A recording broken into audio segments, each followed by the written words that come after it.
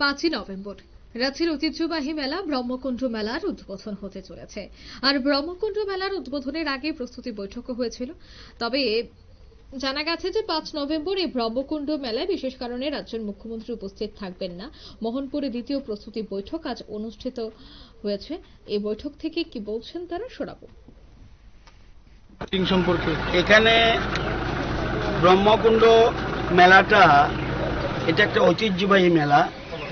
এটা বছরে দুইবার হয়, একটা হয় রাস পূর্ণিমা উপলক্ষে, আরেকটা হয় বাসন্তী পূজা উপলক্ষে, অশোক অষ্টমী উপলক্ষে।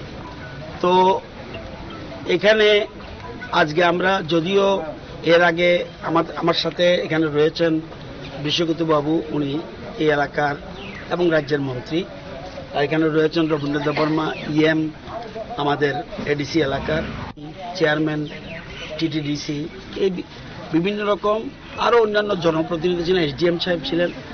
কিভাবে এই যে 5 তারিখ থেকে যে মেলা 3 দিনের 5, 6, 7, এটা কিভাবে সুন্দর করে করা যায়, এবং এটা এই একটা মেলা জাতি জনজাতির সকল অংশের মানুষ জড়ো হয়, সেটা যে সুন্দরভাবে যাতে মেলা সম্পন্ন হয়, এই জন্য আমরা একটা আলোচনা করেছি। যদিও আমার আসার কথা না, কিন্তু যেহেতু আমার পার্শ্ববর্তী।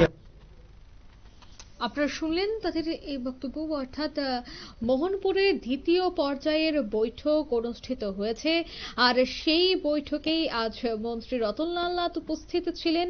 দ্বিতীয় পর্যায়ের এই বৈঠকে কিভাবে এই ব্রহ্মকুণ্ড মেলাকে শান্তিপূর্ণভাবে আয়োজন করা যায় এবং নিরাপত্তার দিক থেকে কিভাবে সুষ্ঠুভাবে এই মেলাকে দীর্ঘস্থায়ী করা যায়, সবটা বিষয় নিয়ে কিন্তু এদিন এই আলোচনা পর্বে আলোচিত হয়। নিয়ে নিচ্ছি ছোট্ট একটি বিজ্ঞাপন বিরতি, সঙ্গে থাকুন।